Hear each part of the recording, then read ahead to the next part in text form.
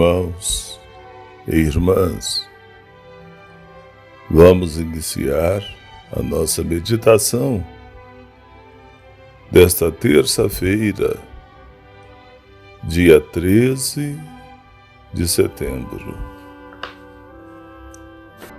Rezemos. Vinde, Espírito Santo, enche os corações dos vossos fiéis e acendei neles o fogo do vosso amor. Enviai o vosso Espírito, e tudo será criado, e renovareis a face da terra. Oremos. Ó Deus, que instruístes os corações dos vossos fiéis com a luz do Espírito Santo, fazei que apreciemos retamente todas as coisas, segundo o mesmo Espírito, e gozemos da sua consolação. Por Cristo nosso Senhor. Amém. Vamos ouvir a palavra de Deus desta terça-feira, Evangelho de São Lucas, capítulo 7, versículos de 11 a 17. Naquele tempo, Jesus dirigiu-se a uma cidade chamada Naim. Com ele iam seus discípulos e uma grande multidão. Quando chegou à porta da cidade, eis que levavam um defunto, filho único, e sua mãe era viúva. Grande multidão da cidade a acompanhava. Ao vê-la, Jesus sentiu compaixão para com ela e lhe disse: não chores. Aproximou-se, tocou o caixão, e os que o carregavam pararam. Então Jesus disse: jovem, eu te ordeno, levanta-te. O jovem que estava morto sentou-se e começou a falar. E Jesus o entregou à sua mãe. Todos ficaram com muito medo e glorificavam a Deus, dizendo: um grande profeta apareceu entre nós, e Deus veio visitar o seu povo. E a notícia do fato espalhou-se pela Judéia inteira e por toda a redondeza. Palavra da salvação. Irmãos e irmãs, acabamos então de ouvir um evangelho que narra uma das ressurreições que Jesus realizou. Jesus realizou a ressurreição de Lázaro, conforme você já sabe, né? A ressurreição de uma criança, e hoje está aí realizando a ressurreição de um jovem. Jovem, filho de uma viúva, e ele era filho único. Mas o que eu quero mostrar para vocês é uma frase até que vocês conhecem muito. Mas antes de falar essa frase, vamos analisar um detalhe. Diante da morte, e a morte já tinha acontecido, não é ali na hora que morreu, não tinha jeito de fazer mais nada, pois o rapaz já ia para ser enterrado, o defunto. Então, meu irmão e irmã, diante da morte consumada, a morte ali, que já é fato, o que pode ser feito? Não é nada. Para poder resolver a questão da morte, não tem mais nada a ser feito. Morreu. Não tem remédio para fazer morto voltar a viver. Não tem aparelho. Não tem nada. Morreu, a morte ela é o quê? Definitiva. Diante da morte, muitas coisas morrem. Tudo morre ali, praticamente.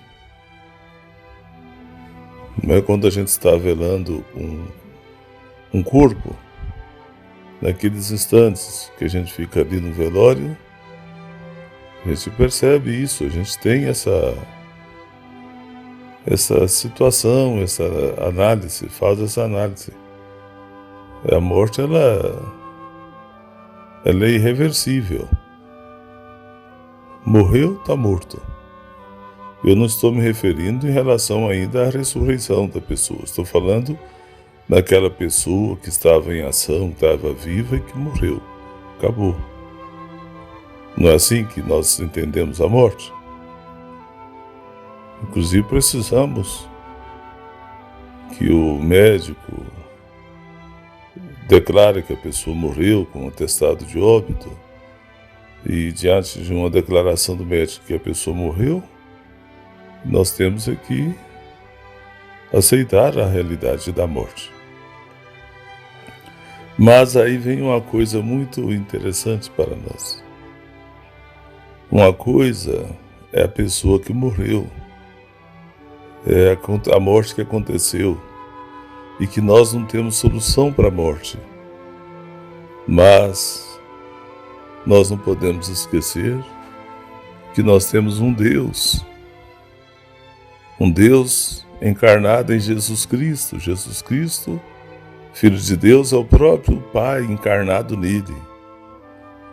E é aí que vem a frase que eu queria dizer para vocês. Nosso Deus é o Deus também do impossível. Aquelas coisas que são impossíveis para nós, que não tem mais solução, que não tem mais jeito, que tudo, a lógica, todos falam, não tem, acabou, só isso aí. Não tem mais jeito. O Deus do impossível não entra nessa situação.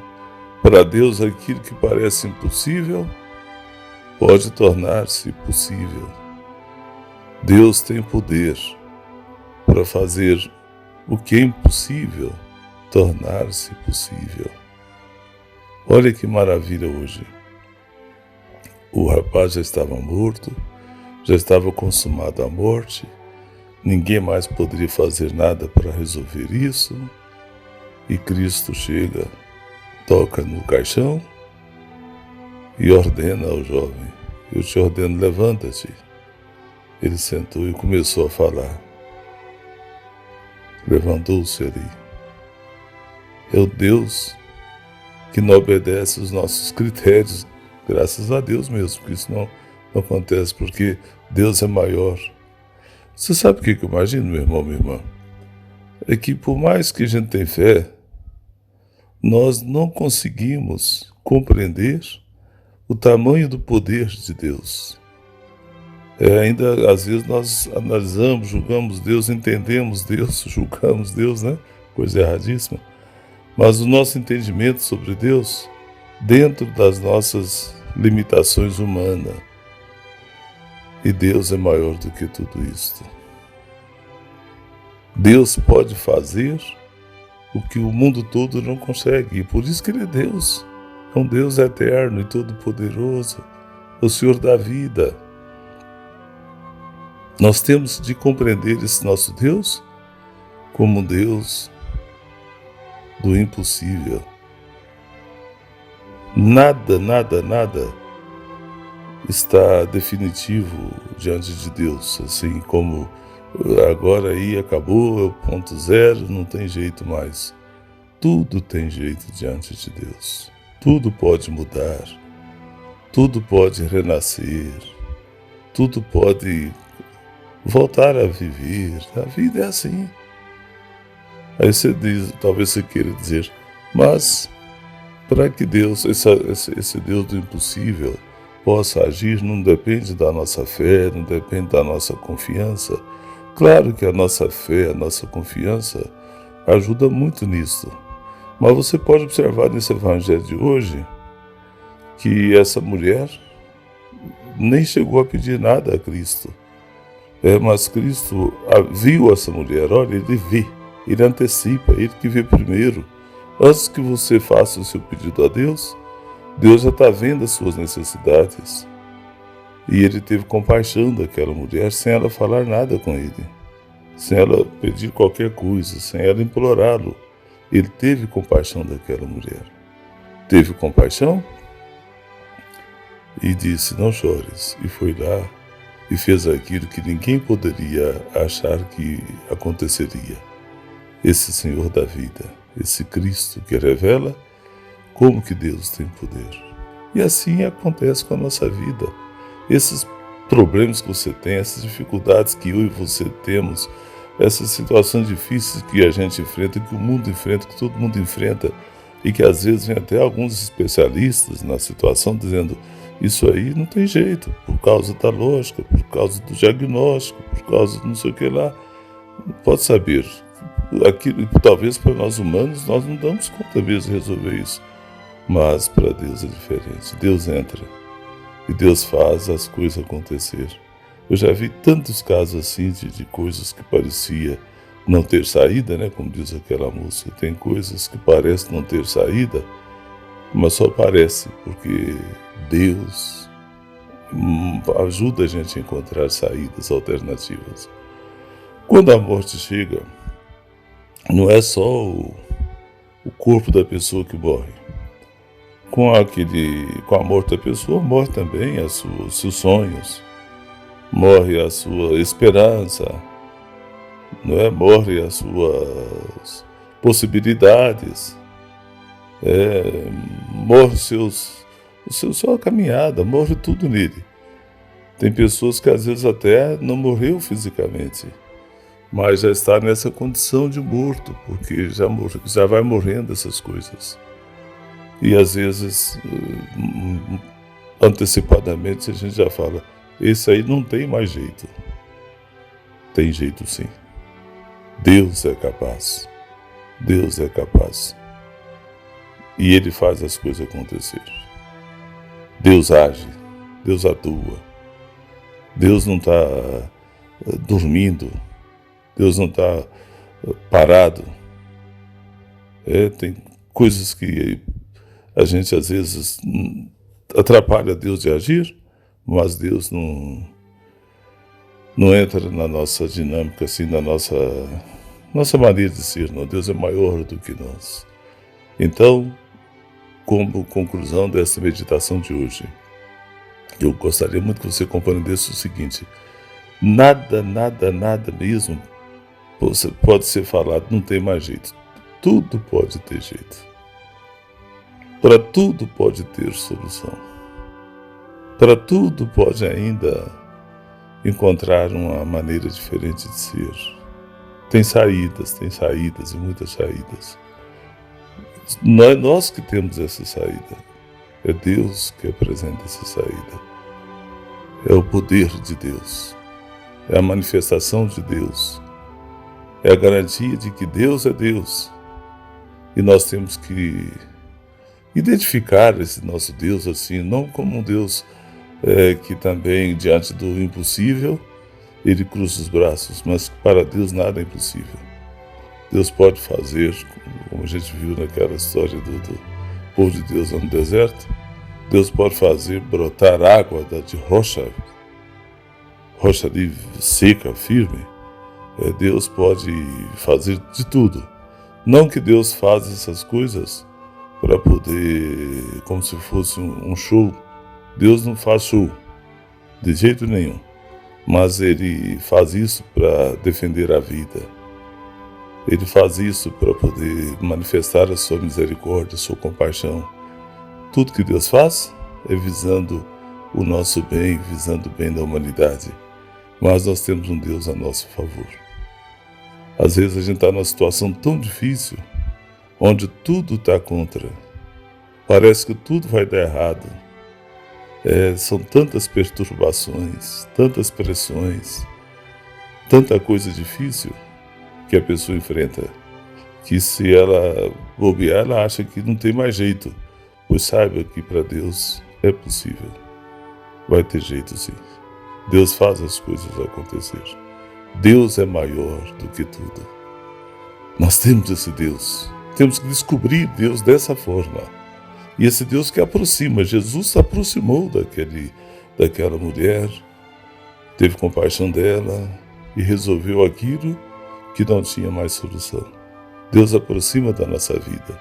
Você tem que ter essa esperança, essa certeza, esta fé. Eu preciso muito disso, todos nós precisamos.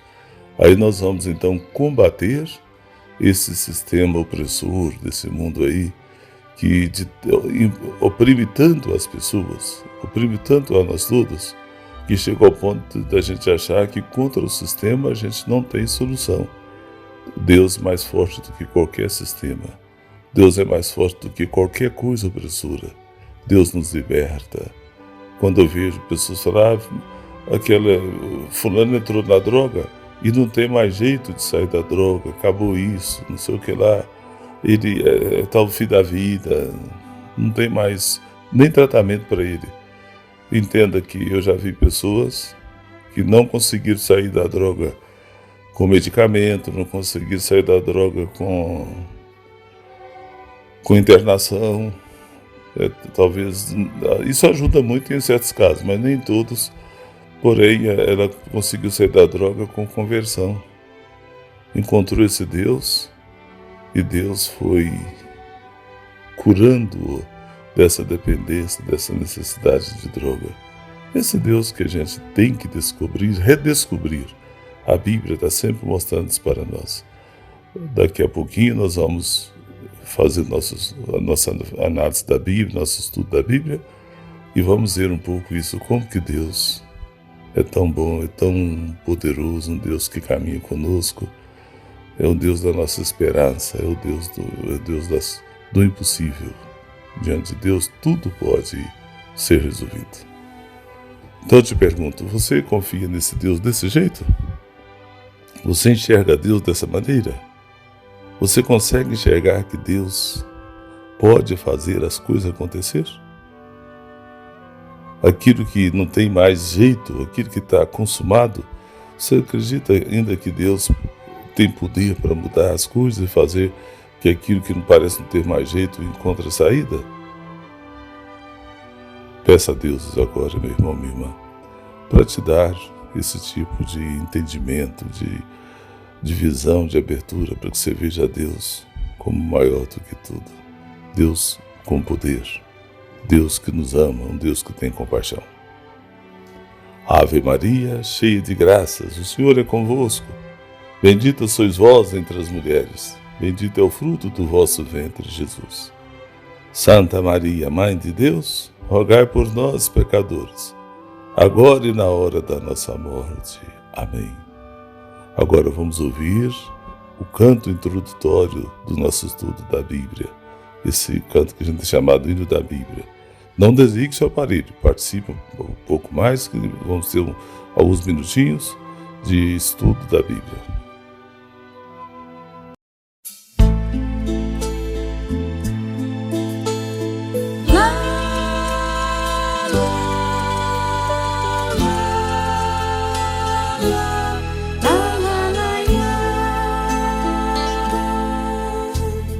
Tua palavra nos chegou por meio das tradições, contada de boca em boca, atravessou gerações. Hoje, séculos depois, contagia multidões. Que tua palavra preserve as nossas famílias, oriente nossos filhos, guie as nossas nações. Bíblia Sagrada, fonte viva de partilha, indicação que nos brilha, luz dos nossos corações.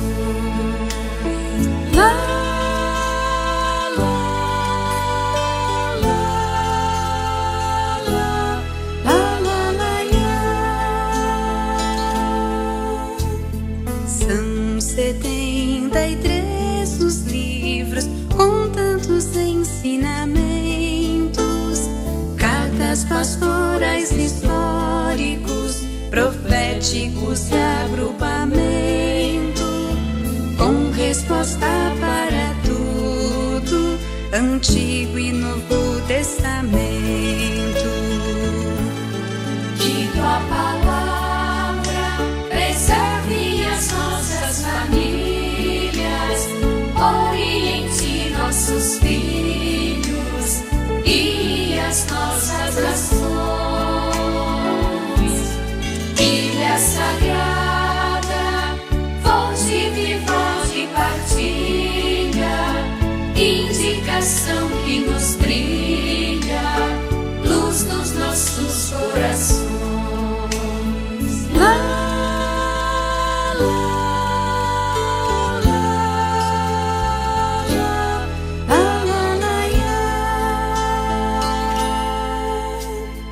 Este compêndio tão sagrado fala ao nosso coração, de Abraão a Jesus Cristo, fica uma grande lição.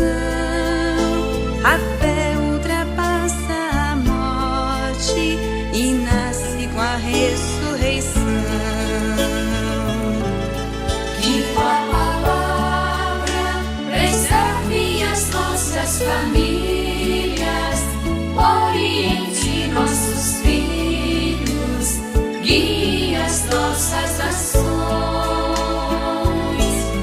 Bíblia Sagrada, fonte viva de partilha, indicação que nos brilha, luz nos nossos corações.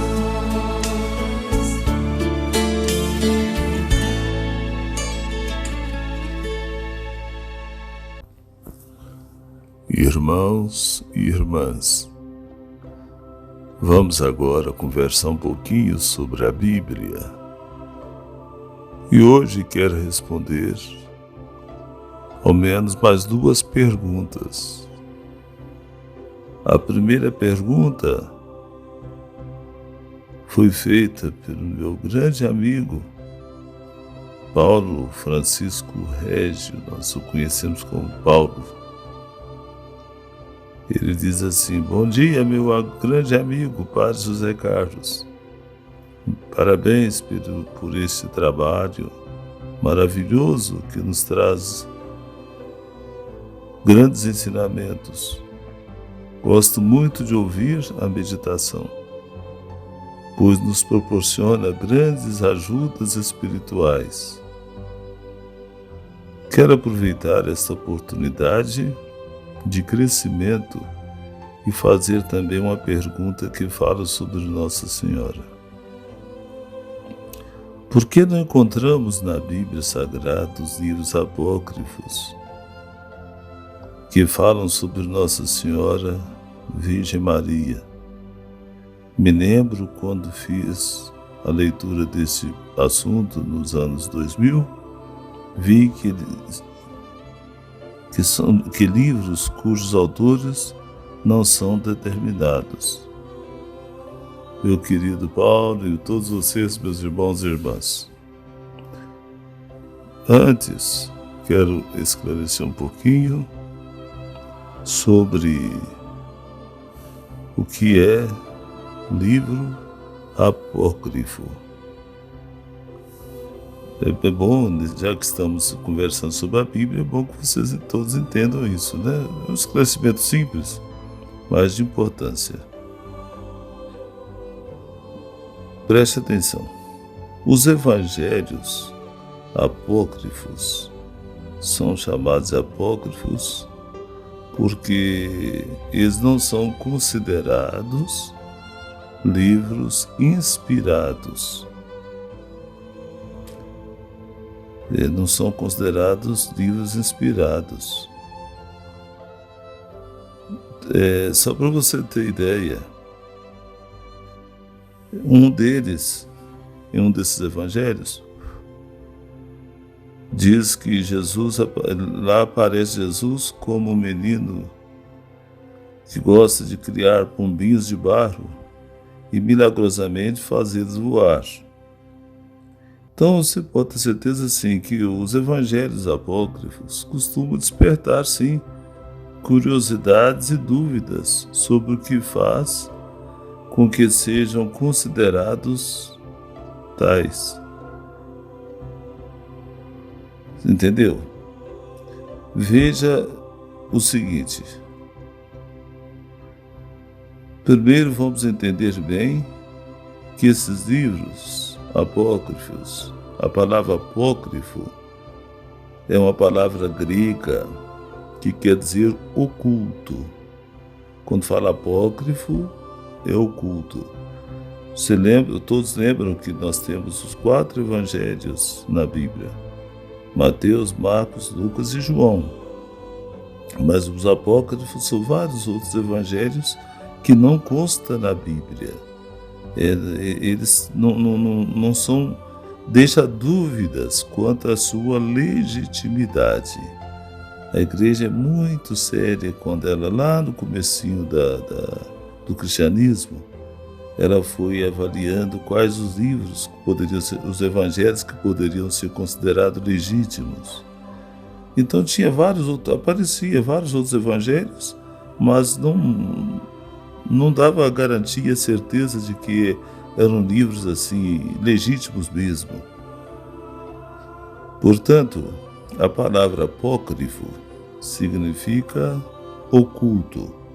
A partir disso, a gente já começa a entender o que são esses livros. Livros os quais os seus autores ninguém conhece, quem escreveu o livro. E há muitos e muitos livros apócrifos, não é só um evangelho deste ou daquele, não, são muitos livros apócrifos. E por que eles não estão na Bíblia? Porque são fantasiosos demais e de fonte desconhecida. Não poderia dar garantia de que eles ajudariam a sustentar a nossa fé. Eles não foram considerados inspirados por Deus e por isso mesmo não consta na Bíblia.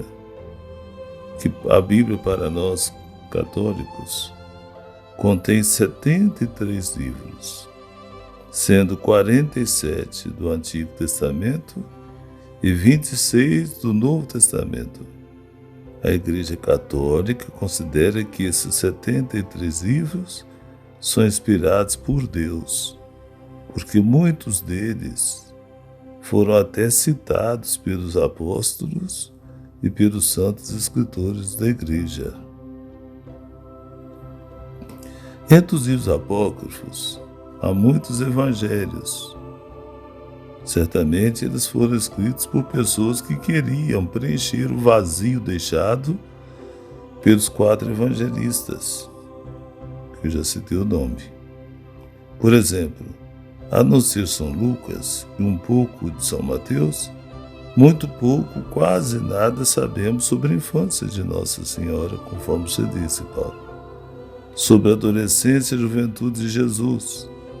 Já esses tais evangelhos apócrifos falam a respeito, mas de uma forma muito fantasiosa, que não dá para aceitar que são verdadeiros e inspirados por Deus.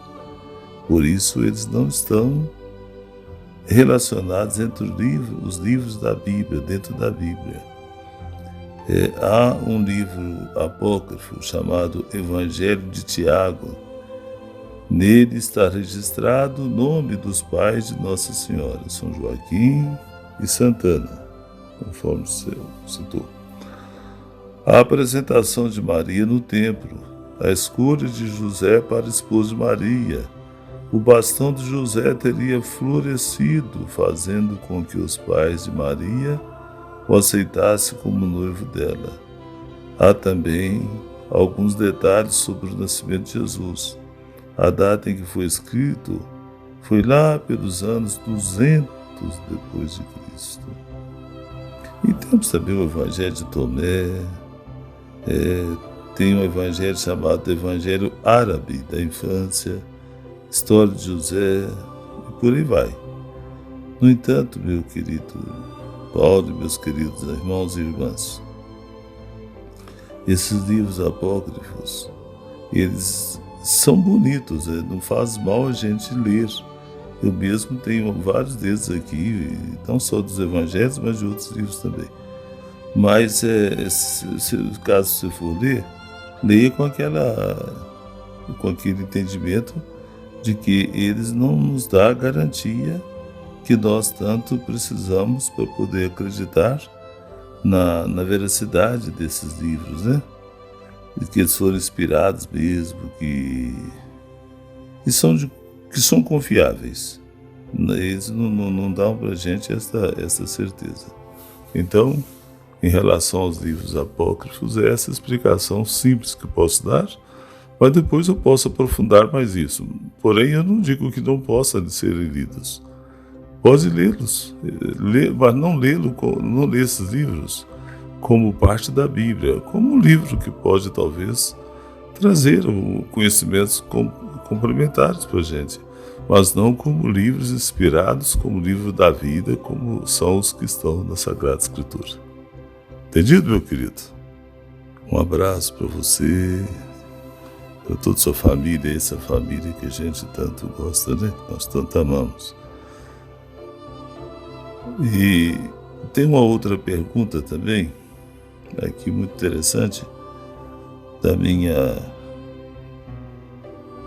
querida Penha, né? Nossa, aqui todo mundo conhece a Penha, membro muito ativo aqui da nossa paróquia. Eu gosto muito dessa mentalidade dela, uma mentalidade aberta, progressista, que vai para frente com as coisas. É uma grande companheira de jornada de pastoral.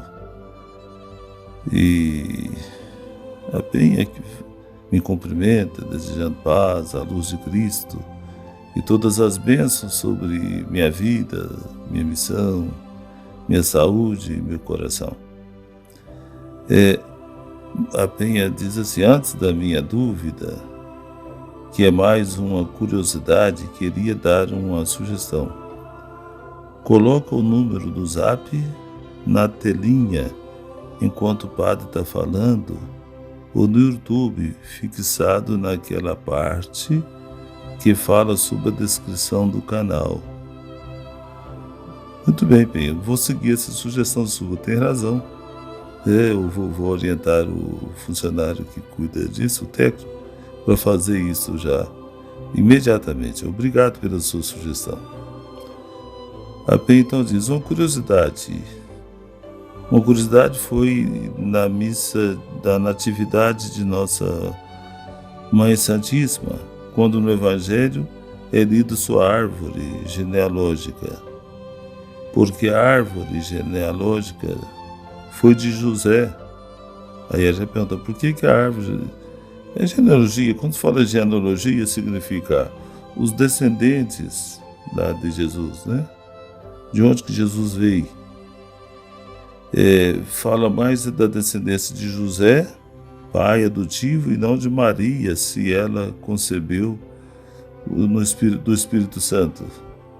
A pergunta é a seguinte: por que na árvore genealógica fala da descendência de Jesus, mas vindo de José, da tribo de José lá de Davi, e não da tribo de Maria? Minha querida Penha, aliás, ela complementa aqui a pergunta até de maneira mais firme. Será que a mulher era tão insignificante a ponto de não ter sua geração reconhecida? Falando apenas de seus avós Santana e São Joaquim? Muito bem, Penha. Deixa eu explicar para você. A genealogia de Jesus conta, é um evangelho até que quando a gente lê isso na Bíblia, na missa, fica um pouquinho cansativo, né? Fulano gerou Cicrano, Cicrano gerou não sei o que lá, e por aí afora vai. São dois evangelistas que narram isto. Um deles até coloca, parece que 3 ou 5 mulheres nessa genealogia. O outro não coloca, mas pelos estudos teológicos, nós entendemos que Maria também faz parte da tribo de Davi, não é? Eu acredito que sim. Mas o que eu quero mostrar para você, o mais importante é o seguinte: esta genealogia não é tanto para mostrar com detalhes quem gerou quem não. O fundamento dessa explicação que Jesus nasceu do descendente de fulano, que era descendente de cicrano, que era descendente do outro, tem um sentido muito mais profundo, é para poder nos mostrar que Jesus não veio do céu direto assim, ele passou pelas descendências. Jesus é de fato encarnado, ele passou pelas gerações. Um dos evangelistas coloca inclusive que Jesus vai colocando todas as descendências até chegar a Adão, de Adão até chegar a José, a Davi, José. Então, a importância desse evangelho, dessa narrativa, é mostrar que Jesus é o Deus encarnado. Ele de fato nasceu, é um Jesus nascido. Ele não chegou e veio fazendo de conta que era humano, fazendo de conta que era gente. Não, ele de fato era humano, um homem, e ao mesmo tempo ele era Deus, divino. É o homem-Deus, Deus feito homem. Mas ele teve toda a trajetória humana. Ele não viveu isso assim para poder nos convencer. Não, ele viveu porque ele era isso mesmo. Jesus era de fato humano, de fato gente, e ao mesmo tempo ele era de fato Deus, de fato divino. Então a inclusão dessa parte da descendência de Jesus, de onde que veio Jesus, as gerações que Jesus passou por elas, tudo isso aí que foi de pouco a pouco brotando até Jesus nascer, mostra pra gente isso. A intenção dessa narrativa é isso: mostrar que Jesus era um ser humano de fato. Aí, claro, nós vamos entender que José e Maria faziam parte da mesma tribo ali, da mesma descendência. Mas o que eu acho também, claro, nessa época, no passado, teve uma grande parte do tempo em que a sociedade era um pouquinho machista mesmo. Não que Maria foi excluída, mas era normal em tudo o homem ser o principal ali. Mas não foi sempre assim. Teve ocasião que acho que foi a sociedade matriarcal, mas foi muito pouco isso na história.